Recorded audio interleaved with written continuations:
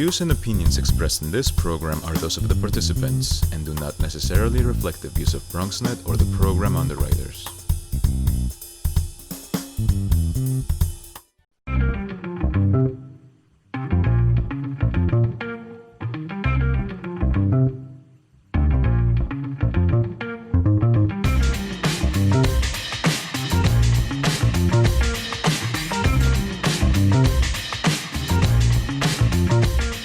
Hey there, welcome to the Bronx Buzz. This is BronxNet's program where we talk to writers and journalists and editors and photographers and filmmakers and videographers and all kinds of different people, anybody putting stuff out to the people of the Bronx. And we have a very interesting program this evening. We're going to be talking to a wonderful reporter for the Middle East Eye. And also we're going to talk about the 48-hour film challenge, which is really one of the most, I think, exciting film projects, ongoing film projects in the Bronx. But let's get started right now, and let's bring on our new friend, although he's becoming an old friend, Azad Essa. Nice to have you with us, sir. Nice to be here. Thank you so much. Great. As mentioned earlier, Azad is with the Middle East Eye.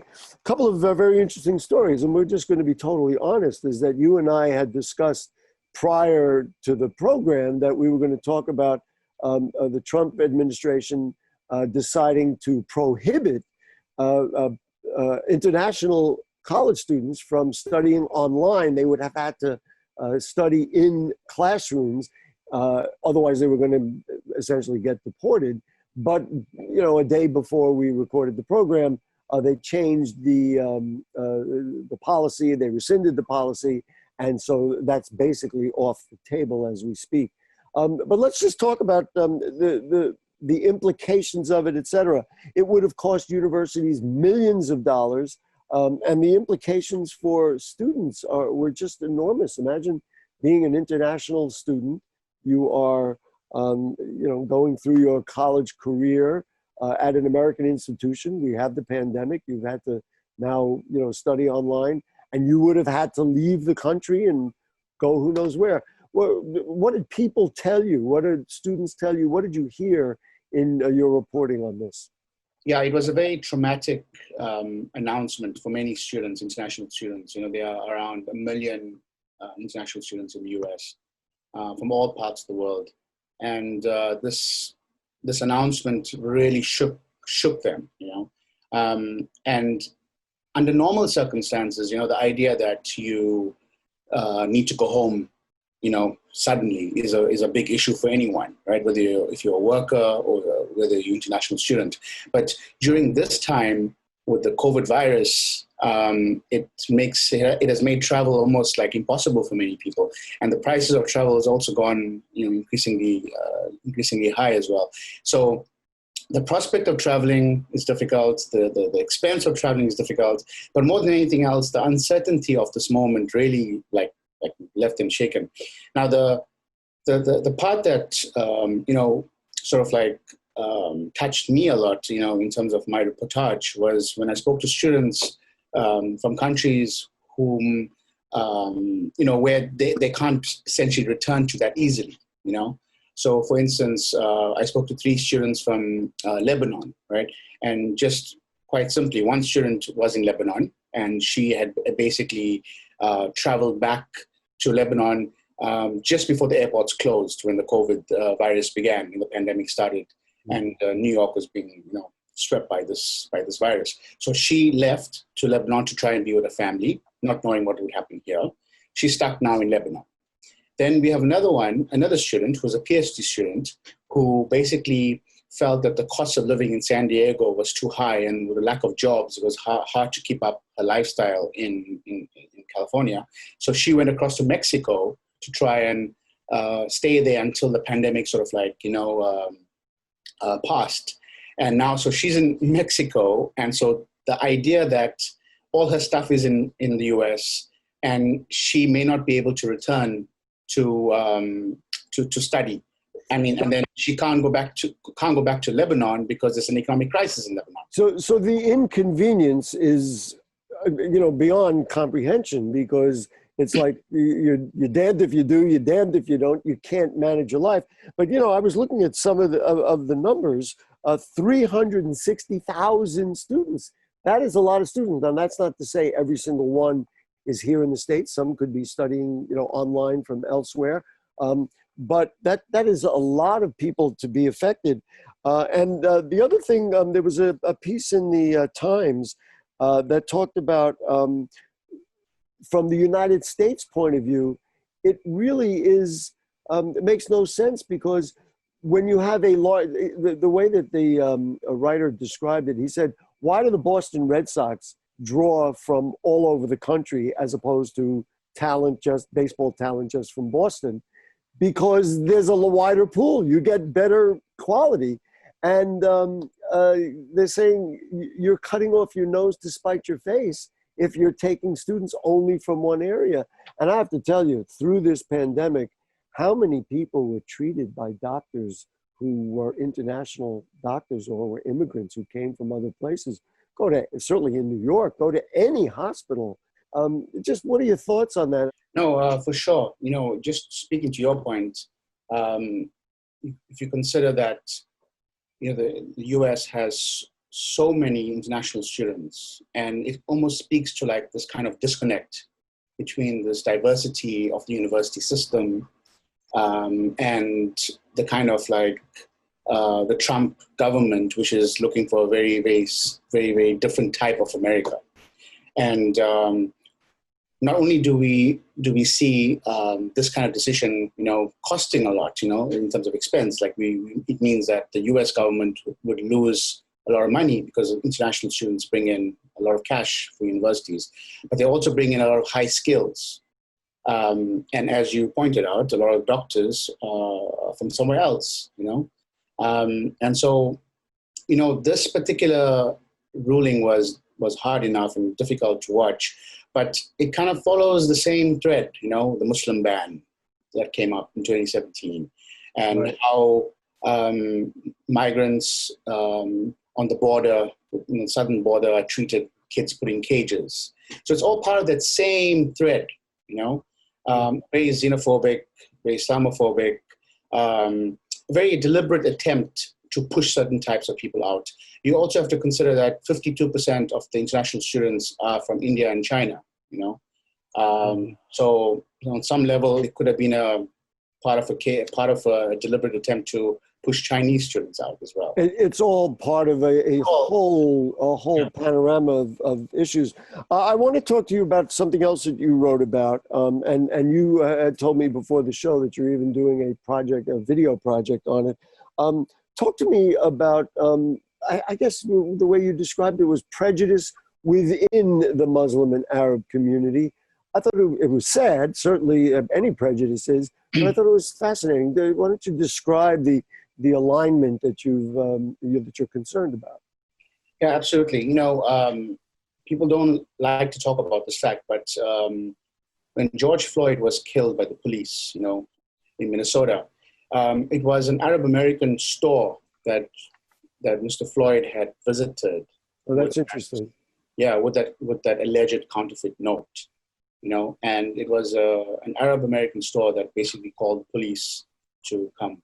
Now, that's on one hand, that's the community says that this is what they are told that they have to do, because the police have all kinds of attempts to kind of like squash small businesses by sending people over there with counterfeit notes, or kind of like entrapment in a way. So they got to follow the process, and they had no idea that this would result in a death of a person, right? Right. You shouldn't be calling the police with the idea that this will result. Somebody who's doing something wrong, you want it to be dealt with in a way. Certainly, yeah, sure. Unless they have a weapon or are doing something. Yeah. We certainly understand that.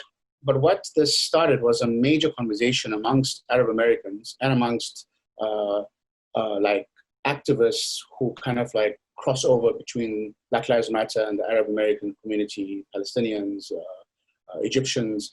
And the discussion was about what are the responsibilities of the Arab American community and even the South Asian community in the US when it comes to the anti-Blackness in the community itself, in their communities, Mm-hmm. So for instance, like these type of microaggressions when it comes to, getting married to a black man or a black woman, or, having friendships, or inviting people over Sure. over to your home. Right. Just having friends that are in the mosque. Bronx friends. Prejudices that are in the mosques. So essentially, like, you have Arab Americans not necessarily making it very welcome for Black Muslims to enter mosque spaces, And so I did a story about the Arab Americans who are coming out into the streets and saying, we also have to stand up to the anti-Blackness that's within our community as well. It's like, there are so many groups that have felt prejudice, unfortunately. Jews use that. Then a Jewish person who doesn't relate to an African-American person and understand why they're so upset, to me is frustrating, because they've been subject to similar kinds of prejudice. That's what you're suggesting here, is that, listen, after 9/11, anti-Muslim fervor ran rampant. And so why not have everybody, it's a lovely thought, everybody see things equally? That's what you're getting at, right? No, for sure. The idea is that what this, the reckoning that it brought home for many people was that it was twofold. The one is that you can't talk about racism in the US without thinking about the imperial racism that takes place outside of the US, in terms of the forever wars in the Middle East, Right. With regards to the invasions. These are all part of empire. And the second thing is that all of these struggles are connected. So today you have undocumented people being dragged and deported. Tomorrow you have an international student who is suddenly losing their visa, And so it's all part of that same thread. So if you're going to pretend. Yeah, we're almost out of time. I understand completely what you're saying. And, it's almost like an institutional racism and a systemic racism and a political racism. I'm interested and concerned about people not internalizing it on their interpersonal relationships, that when they interact with, especially here in the Bronx where we're so diverse, it's like, if my kids, let's say, brought home somebody from another ethnicity, it would be okay with me, but I know in some families it would be real difficult. Listen, Azad, you and I could talk about these issues for a very long time, but the realities of television on BronxNet and elsewhere are that we've run out of time, and we hope you'll keep reporting the real hard stuff. People can get the Middle East Eye on the web. Is that what we're doing? Yeah, you can go to Middle East Eye. Just Google it, and you'll get it. All right, Azad, we're gonna have you back. As I said, you're a new friend, and we really appreciate you joining us this evening on the Bronx Buzz. Thank you very much. Thank you. We'll take a short break. We're gonna change gears, and we'll do the 48-hour film challenge right after this.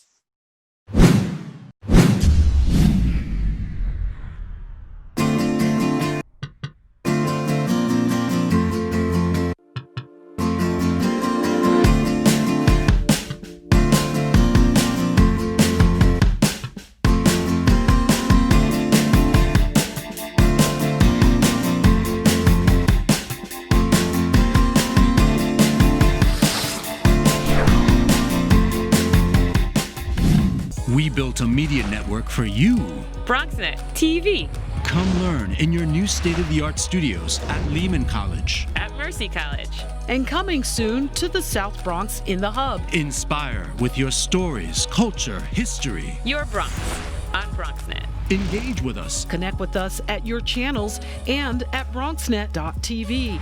Learn, engage, inspire. BronxNet TV. From the Bronx to the world. BronxNet. Hey there, back with you on the Bronx Buzz. I'm really excited about this segment because I think it's a great concept. We at BronxNet, certainly, and on this program and all BronxNet programs, we support the arts. We support people who are doing really interesting thing in Bronx arts. I personally believe that we've got to emphasize Bronx culture, especially now, because that's how we're going to survive even better than we have. And two guys who are great at it and really working hard at it and have a wonderful concept. We say hello to Greg Hernandez, the co-founder and development director of Bronx Film 48. Nice to have you with us, Greg. Thank you for having me. Great. Welcome back to the program. Also, Edwin Torres, co-founder and content manager of Bronx Film 48. Nice to have you with us, Edwin.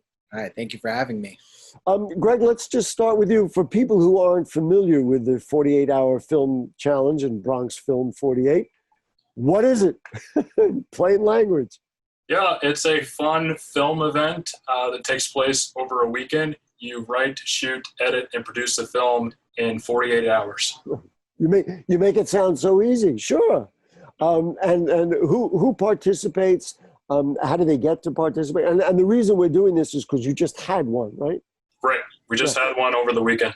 Right. So let's just review. I want to just get our parameters down, and then we'll talk specifics. So who are the people who participated? How many people you participated? Run through it a little bit, if you would. So we had 15 teams participate.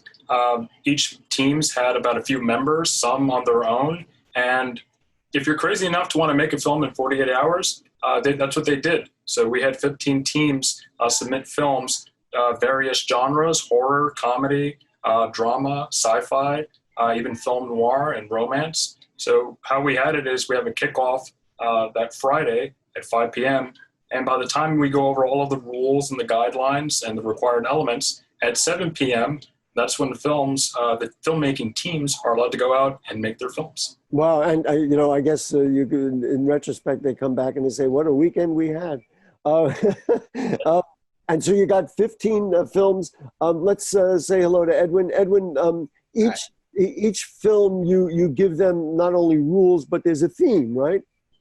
Well, we give them, so basically they pick we had this thing called Wheel Decide, which is like an app that basically we get to put the information in. We had them spin around at our kickoff, and basically it was like at random. So each team would click on one, and then they would get their genre, they would get their genre, and they would get their line, I think. We gave them a line of dialogue. You got to give me a sample. What sort of genre would be like horror or?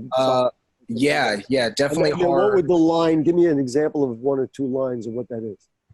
So the line that we used, I think it was, still 2020. Yeah, is it still 2020? Is it still 2020? Yeah, with a question mark. And I know what I'd go after that, but that's another. I can't make a film, but and you got 15 films back. No, so we actually got 12 films back. We got 15 teams, but not all the teams make it at the end.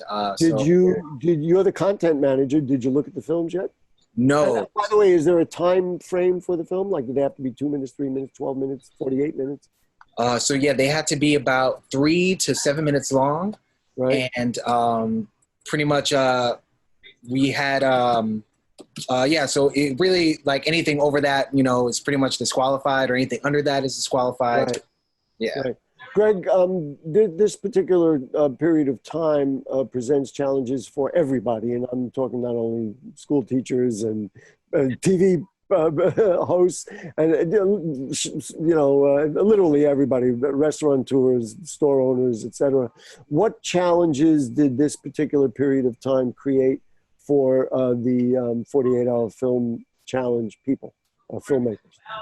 Yeah, I mean, for us, we had to take more time to prepare. We initially wanted this to be in May. We had to wait until July to get this out, and we wanted to wait until we had safety guidelines from the state and governor's office, and also reviewing the guidelines. So we had to make it so we didn't want to market it like a stay-at-home challenge. We just wanted it to be an indoor challenge. So we took a time in terms of marketing, planning, and executing it, and just thinking of everything that could go wrong. It's funny because when I asked the question to you, I was thinking of, what challenge it would be for the filmmakers. But you're saying it was even a challenge for you guys to set it up. Yeah. And then either of you can answer. Edwin's nodding there. Edwin, what challenge did this, the social distancing, the wearing of masks? I guess if you have to wear a mask, it becomes very hard to get actors to do their parts. Tell me a little bit about, what they went through in their 48 hours. Well, they sent us some BTS footage, which is what? Excuse pretty me. positive. So basically behind the scenes. So they sent us a couple of pictures, some videos of what they were doing. So it looked like some promising stuff. We didn't get any details, but it looked like we're going to see some pretty cool films this year. When you say behind the scenes stuff, so and Greg had mentioned that it's indoors. So wait a minute, you had to answer this and like set little studios in your home or in your friend's house or in a garage or something? Is that what we're talking about? Edwin, and Greg is laughing, so we're going to let him answer also. Yeah, definitely. But yeah, we pretty much gave the range for basically any indoor space you have access to that you can kind of create control to make socially distancing, make it safe for the COVID-19 guidelines, because we had to make sure that we could still do this under those guidelines. Greg, did you want to weigh in on that, on the whole notion of indoors and what kind of a challenge that makes for a filmmaker? Yeah, I mean, it's part of a challenge, right? It's in the namesake. It's a challenge. Make a film, indoors. Make a film indoors and see what you can do. So we had a featured space, and it was the bathroom. So we kind of wanted to add an element of fun to it because you are being limited. Wait a minute. You told 15 people 15 crews to go work out of somebody's bathroom? No, you just have to feature the bathroom. So you can shoot in an apartment, you can shoot in a house, but you need to somehow incorporate a bathroom into the story. Yeah, not for the whole movie though. Well, yeah. Now I'm totally stumped. I mean, I don't know. I had some big ideas when you said, is it still 2020? But I guess I don't even know. So that was one of the limitations. And let's just compare to last year. So this is the second year, right? Do I got that right? Right, second year. Greg, so let's just talk about, I realized what you had to do this year. What did you learn from last year that you could apply and do for this year? Well, one thing that we learned was to really have more in terms of preparation, but also being able to market the event better and also provide tech support throughout. So there's 4 of us on the team. So we kind of had shifts on being on phone and computer via email and on something called Slack to be able to handle any questions and any emergencies. So just offering more support and resources. So now that we have our website up, we were able to offer resources like free editing or discounted software for video, photo editing, music, animation, audio apps. So just offering more resources and having more judges this year, just trying to get bigger and better each year. So we went from 6 teams last year. Now we have 12 films. So, yeah. Yeah, that's pretty exciting. And this gets it. I'm going to start with Greg, and then I'll ask Edwin the same question. So what is the overall vision of this thing? In other words, you said, well, we want to get bigger and better.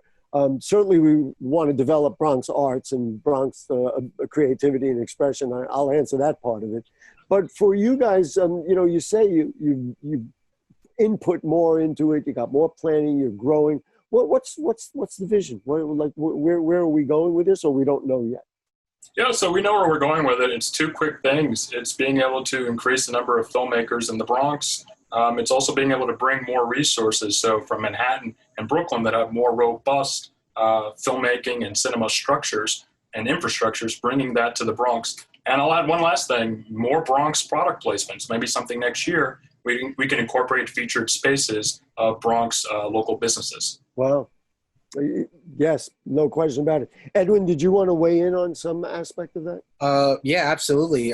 Really like an opportunity, like the 40-Hour Film Challenge is really an opportunity for people also who either made a bunch of films before or who have never made a film before to just get their feet wet and actually make that film, Mm-hmm. So it's just, it's that push that some artists, could use to really reach their potential to tell a story. I've got to ask this technical question as technology has developed. Film is film and video is video. I'd say 99% of the people now are using video. You didn't insist that they use film cameras, because then, or did you? No. No, I wish we had access to them, but maybe one day. And also, Edwin, who are the people that, number one, participated, and who would you like to continue to reach out as you broaden the concept?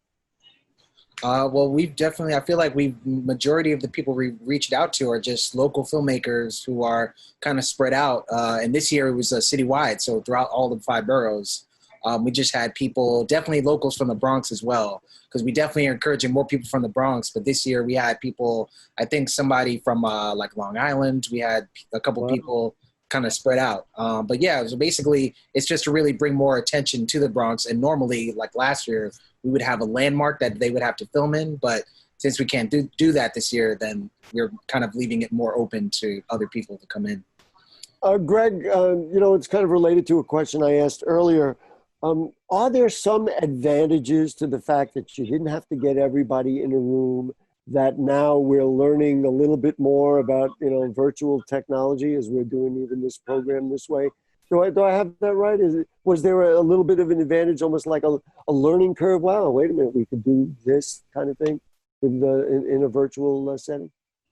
Yeah, certainly, Gary. I think definitely with setting up a structure of who's going to be on your team, being able to work out logistics, you're more flexible if you don't have to commute, if you don't have to be there. If you know a great writer or a great editor who's not located in the Bronx or New York City, they can still work on your team. That's right. That's right. They can work on the team, and like that, you can stand anywhere and send files or do whatever you need. You could even, get response. Hey, what do you think of this shot? Should we angle it differently? And amazing, advancement. So let's see, what's next year? We're going to do it again? Or, hopefully we'll be a little looser. You can pick the time and place and all that. We'll give you each a chance to just wrap it up. Greg, your plans for next year? Any thoughts yet, or is it too soon? Yeah, big plans for next year. We want to hit 48 filmmaking teams, 48 submissions. And 48 and 48 and 48. And we want to have a rooftop film screen. Wow. Gary's invited? Of course. Oh, okay. Greg, how long does it take for you to review them, and then there's awards, right? You'll be presenting awards, or what? Yep. So we've given our judges, we have 4 judges who are all professionals in the field of filmmaking and video production. We've given them about 10 days. So the screening itself will be on July 25th, most likely starting at 3 p.m. And it'll be on a Zoom screening, or a Zoom or some sort of virtual screening? I think maybe Edwin can answer this better than I can. He knows more content. And then that'll be it, because then I think we got to wrap up. So basically we are trying to have a screening. We're trying to make sure we have the date and time set up, but basically we're trying to do a YouTube Live and a Facebook Live presentation of these films. Wow. You got to let us know about that. We can, even maybe bring some filmmakers on and they can chat about what it was like. We can show some, we're here and we're completely supportive.